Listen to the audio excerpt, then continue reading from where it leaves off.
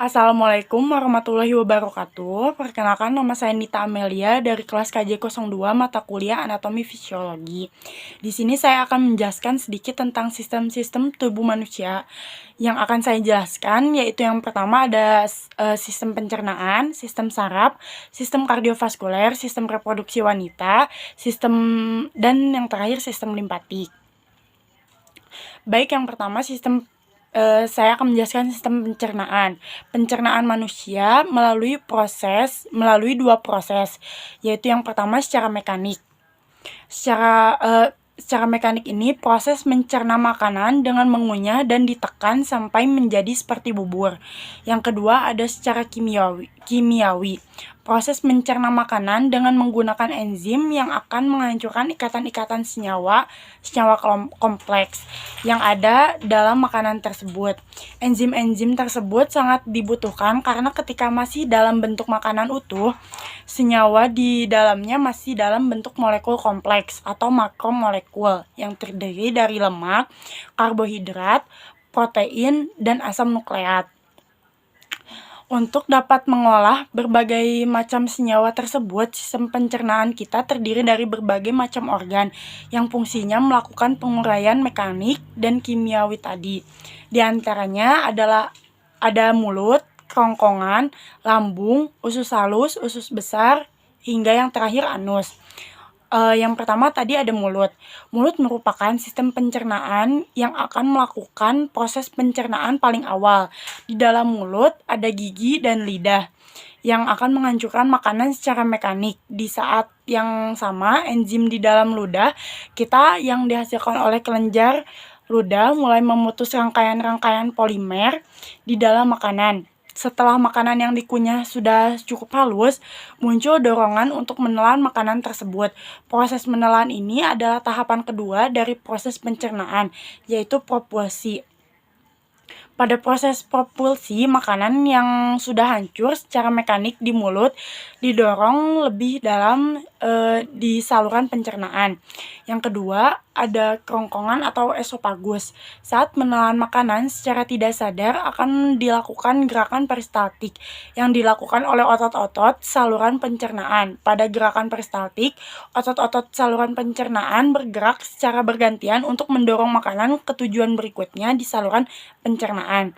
Pada gerakan peristaltik, otot-otot saluran pencernaan bergerak secara bergantian untuk mendorong makanan ke tujuan berikutnya di saluran pencernaan. Nah, yang ketiga ada lambung atau ventriculus. Makanan yang sudah cukup hancur oleh proses pencernaan akan berubah menjadi semacam bubur yang disebut kim atau sime dan menuju lambung. Tentang lambung, kalian pasti sering mendengar yang namanya asam lambung. Makanan akan dicerna secara kimiawi jadi bentuk yang lebih sederhana. Tapi ternyata di lambung itu juga terjadi pencernaan secara mekanik.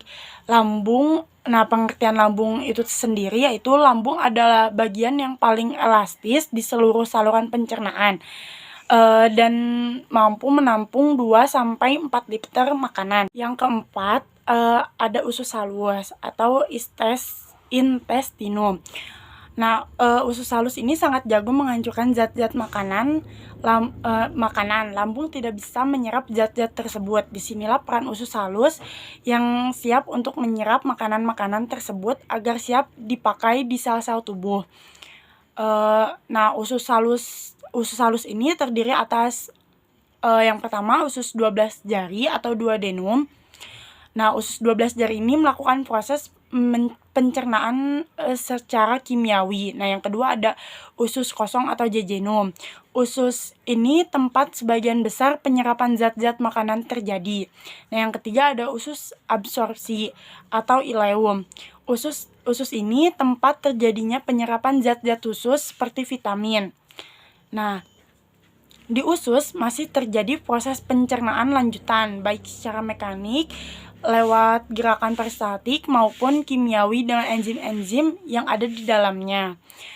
Pada proses pencernaan, usus mendapatkan bantuan dari hati, kantong empedu, dan pankreas. Nah, yang kelima ada usus besar atau kolon.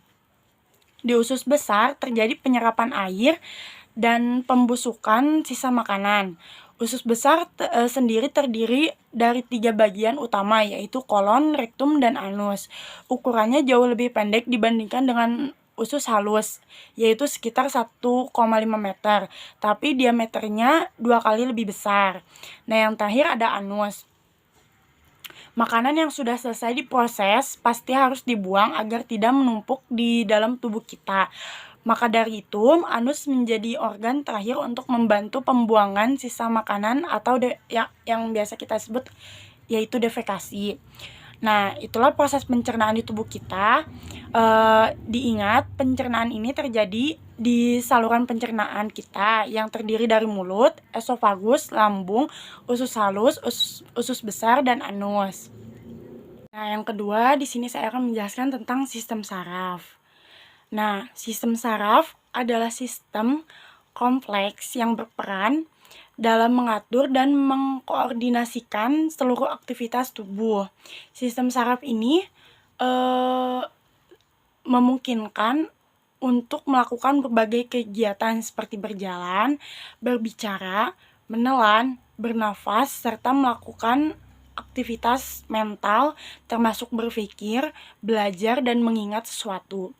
Ini juga membantu untuk mengontrol bagaimana tubuh bereaksi dalam keadaan darurat. Sistem saraf pada manusia terdiri dari otak, sumsum tulang belakang, organ-organ sensorik seperti mata, telinga, dan organ lainnya. Dan semua saraf yang menghubungkan organ-organ tersebut dengan seluruh tubuh. Sistem ini bekerja dengan mengambil informasi melalui bagian tubuh atau indera tertentu, memproses informasi tersebut, serta memicu reaksi seperti membuat otot Anda bergerak, merasakan sakit, atau bernapas. Dalam menjalankan kerjanya tersebut, sistem saraf terbagi menjadi 2 struktur atau susunan, yaitu yang pertama sistem saraf pusat dan sistem saraf tepi. Sistem saraf pusat terdiri dari otak dan sumsum tulang belakang, sedangkan saraf tepi terdiri dari saraf yang menghubungkan saraf pusat ke seluruh tubuh. Nah, adapun saraf tepi terbagi ke dalam 2 susunan besar, yaitu saraf somatik dan otonom. Anatomi dan bagian sistem saraf ini secara garis besar terdapat 3 bagian pada sistem saraf pusat manusia. Ketiga bagian tersebut yaitu yang pertama ada otak. Otak adalah mesin pengendali utama dari segala fungsi tubuh seperti yang disebutkan di atas. Organ ini merupakan bagian dalam sistem saraf pusat manusia. Jika saraf pusat merupakan pusat kontrol tubuh, maka otak adalah markas besarnya. Otak terbagi ke dalam beberapa bagian dengan fungsinya masing-masing. Secara umum, bagian otak terdiri dari otak besar, otak kecil, batang otak, serta bagian-bagian otak lainnya. Bagian-bagian ini dilindungi oleh tengkorak dan selaput otak atau meninges, dan dikelilingi oleh cairan cerebrospinal untuk menghindari terjadinya cedera otak. Yang kedua ada sumsum tulang belakang. Sama seperti otak, sumsum tulang belakang juga merupakan bagian dari susunan saraf pusat. Sumsum tulang belakang langsung terhubung ke otak melalui batang otak dan kemudian mengalir sepanjang ruas tulang belakang. Saraf tulang belakang berperan dalam aktivitas sehari-hari dengan mengirimnya sinyal dari otak ke bagian lain dari tubuh dan memerintah otot untuk bergerak. Selain itu, sumsum tulang belakang juga menerima masukan sensorik dari tubuh, memprosesnya dan mengirimkan informasi tersebut ke otak. Nah, yang ketiga ada sel saraf atau neuron. Bagian ini tak kalah penting dari anatomi sistem saraf adalah sel saraf itu sendiri atau disebut neuron. Fungsi sel saraf atau neuron adalah menghantarkan impuls saraf. Berdasarkan fungsinya, neuron terbagi ke dalam 3 jenis, yaitu neuron sensorik dan yang berfungsi membawa pesan ke saraf pusat, neuron motorik yang membawa pesan dari saraf pusat, serta interneuron yang menghantarkan pesan di antara neuron sensorik dan motorik di saraf pusat. Setiap neuron atau sel saraf tersebut terdiri dari 3 bagian atau struktur dasar. Nah, di sini ada anatomi neuron tersebut, yaitu yang pertama ada badan sel yang memiliki inti. Nah, yang kedua ada dendrit yang berbentuk seperti cabang dan berfungsi menerima stimulus dan membawa impuls ke badan sel. Nah, yang ketiga ada akson, yaitu bagian dari sel saraf yang membawa impuls keluar dari badan sel. Akson umumnya dikelilingi oleh mielin, yaitu lapisan padat berlemak yang melindungi saraf dan membantu pesan untuk keluar pada saraf tepi. Pesan untuk keluar pada saraf tepi, mielin ini berfungsi atau diproduksi oleh sel sekawan. Sistem saraf secara umum, sistem saraf pada manusia memiliki beberapa fungsi. Fungsi tersebut yaitu yang pertama, mengumpulkan informasi dari dalam dan luar tubuh atau yang biasa disebut fungsi sensorik. Yang kedua, mengirim informasi ke otak dan sumsum tulang belakang. Yang ketiga, memproses informasi di otak dan sumsum tulang belakang atau biasa disebut fungsi integrasi. Yang keempat, mengirimkan informasi ke otot, kelenjar, dan organ sehingga dapat merespon dengan tepat atau biasa disebut dengan fungsi motorik. Masing-masing struktur sistem saraf, yaitu saraf pusat dan tepi, menjalankan fungsi yang berbeda. Nah, berikut ada penjelasannya. Yang pertama, ada sistem saraf pusat. Sistem saraf pusat yang terdiri dari otak dan sumsum tulang belakang memiliki fungsi untuk menerima informasi atau rangsangan dari semua bagian tubuh, kemudian mengontrol dan mengendalikan informasi tersebut untuk menghasilkan respon tubuh. Nah, yang kedua ada sistem saraf tepi. Secara garis besar, fungsi saraf tepi adalah menghubungkan respon sistem saraf pusat ke organ tubuh dan bagian lainnya di tubuh manusia. Berikut adalah penjelasannya mengenai fungsi dari bagian-bagian sistem saraf tepi. Nah, yang pertama di sini ada sistem saraf somatik. Sistem saraf somatik bekerja dengan mengontrol semua hal yang Anda sadari dan secara sadar memengaruhi proses tubuh seperti menggerakkan lengan, kaki, dan bagian tubuh lainnya. Fungsi saraf ini menyampaikan informasi sensorik dari kulit, organ indera, atau otot ke sistem saraf pusat. Selain itu, saraf somatik juga membawa respon keluar dari otak untuk menghasilkan respon berupa gerakan. Yang kedua ada sistem saraf otonom. Sebaliknya, sistem saraf otonom mengontrol aktivitas yang dilakukan secara tak sadar atau tanpa perlu memikirkannya. Sistem ini terus-menerus aktif untuk mengatur berbagai aktivitas seperti bernafas, detak jantung, dan proses metabolisme tubuh lainnya. Nah, di sini ada 2 bagian dari saraf ini. Yang pertama, sistem simpatik. Sistem ini mengatur respon perlawanan dari dalam tubuh ketika ada ancaman pada diri di dalam tubuh. Yang kedua ada sistem parasimpatik. Sistem ini gunanya menjaga fungsi tubuh manusia setelah ada sesuatu yang mengancam diri kita. 3. Ada sistem kardiovaskuler. Sistem kardiovaskuler ini adalah kumpulan organ yang bekerja sama untuk melakukan fungsi transportasi dalam tubuh manusia. Sistem ini bertanggung jawab untuk mentransportasikan darah yang mengandung nutrisi, bahan sisa metabolisme, hormon, zat kekebalan tubuh, dan zat lain ke seluruh tubuh. Sehingga setiap tubuh akan mendapatkan nutrisi dan dapat membuang sisa metabolismenya ke dalam darah. Dengan tersampainya hormon, ke seluruh bagian tubuh, kecepatan metabolisme juga akan dapat diatur. Sistem ini juga menjamin pasokan zat kekebalan tubuh manusia yang berlimpah pada bagian tubuh yang terluka, baik karena kecelakaan atau operasi, dengan bertujuan mencegah infeksi di daerah tersebut. Dengan demikian, dapat dilihat bahwa sistem kardiovaskuler memiliki fungsi utama untuk mentransportasikan darah dan zat-zat yang dikandungnya ke seluruh bagian tubuh. Sistem kardiovaskuler terdiri atas organ jantung dan pembuluh darah. Fungsi sistem ini dapat dianalogikan dengan sistem pengairan di rumah tangga, di mana organ jantung berperan sebagai pompa dan pembuluh darah berperan sebagai salurannya atau pipanya.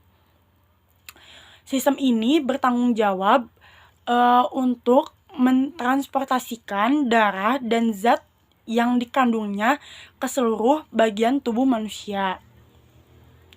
Nah, di sini anatomi sistem kardiovaskuler. Yang pertama ada jantung.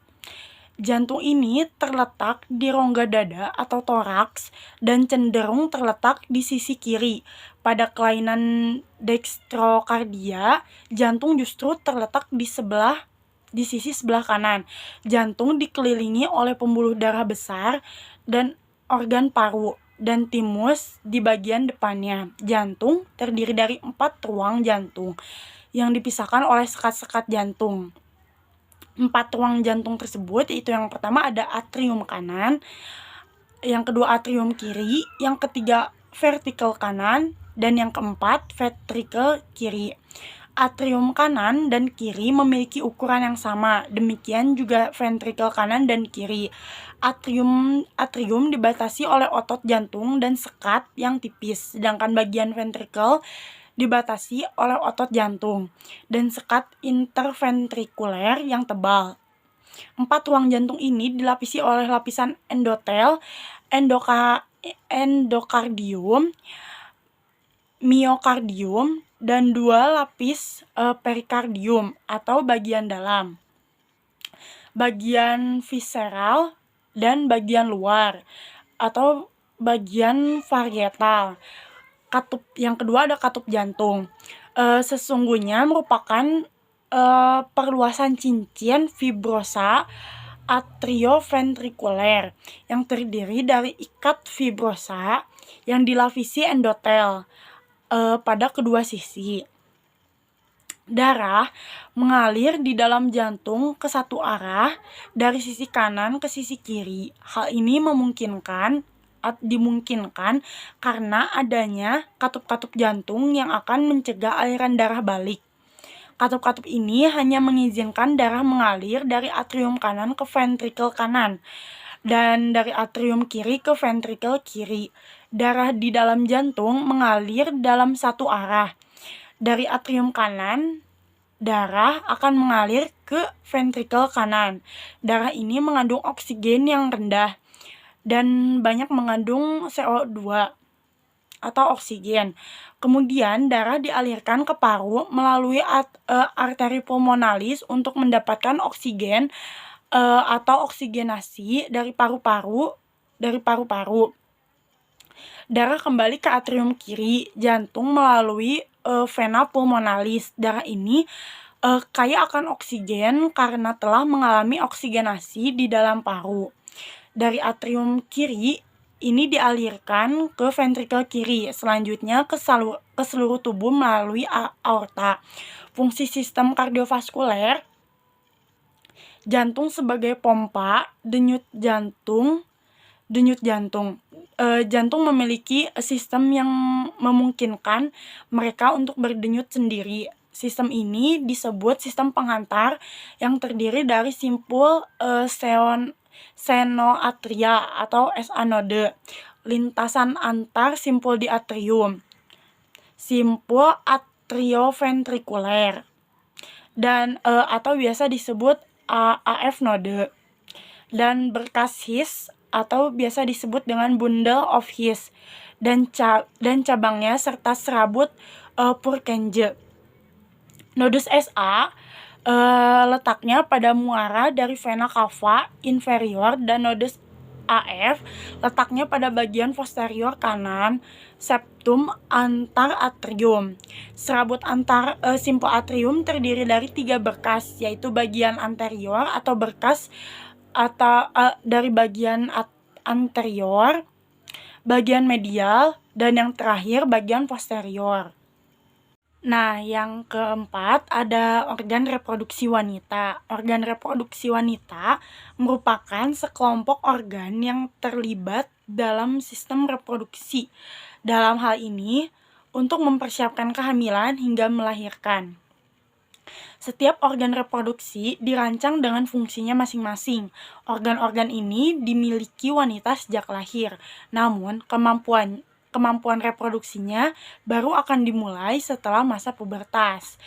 Struktur dan organ reproduksi wanita memainkan peran penting dalam proses reproduksi, yang mana meliputi siklus menstruasi, konsepsi atau ketika sel telur dibuahi oleh sperma, kehamilan, dan yang terakhir persalinan. Menurut letaknya, organ reproduksi wanita dapat dibagi menjadi 2, yaitu organ yang berada di bagian luar tubuh dan organ yang berada di dalam tubuh. Nah, yang pertama, organ reproduksi wanita bagian luar.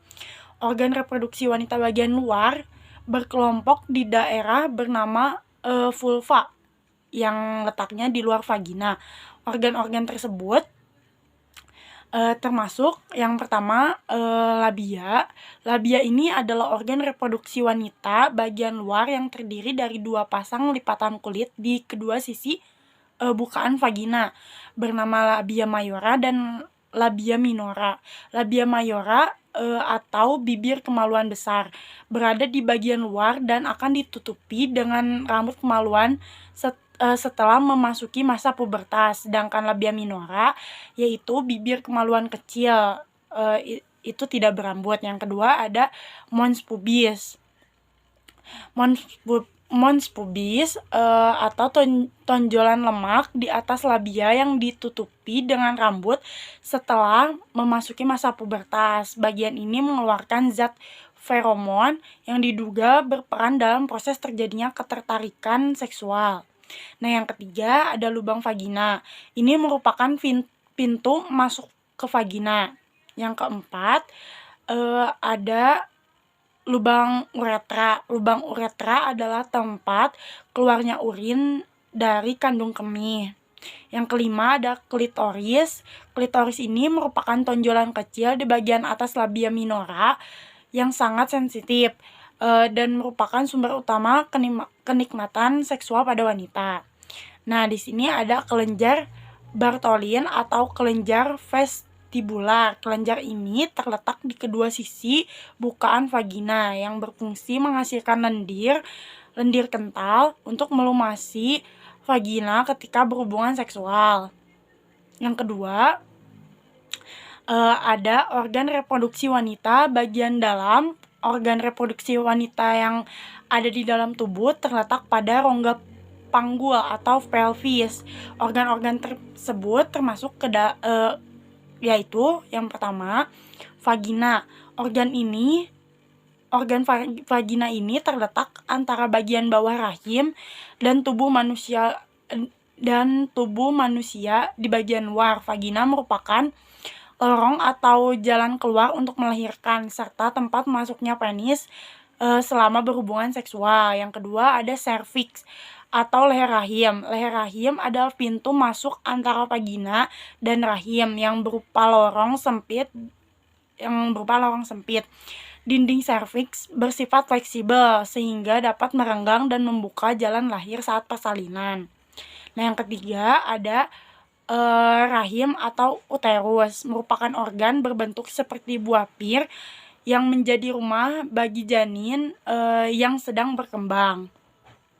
Nah, yang keempat ada ovarium atau indung telur. Organ ini merupakan kelenjar kecil berbentuk oval yang terletak di kedua sisi rahim. Ovarium berfungsi untuk menghasilkan sel telur dan memproduksi hormon seks utama, yakni estrogen dan progesteron yang dilepaskan ke dalam aliran darah. Yang kelima ada saluran telur atau tuba falopi. Tuba falopi adalah saluran sempit yang melekat pada bagian atas rahim mengarah ke ovarium. Saluran ini merupakan jalan bagi telur dari ovarium ke rahim, serta tempat terjadinya pembuahan telur oleh sperma.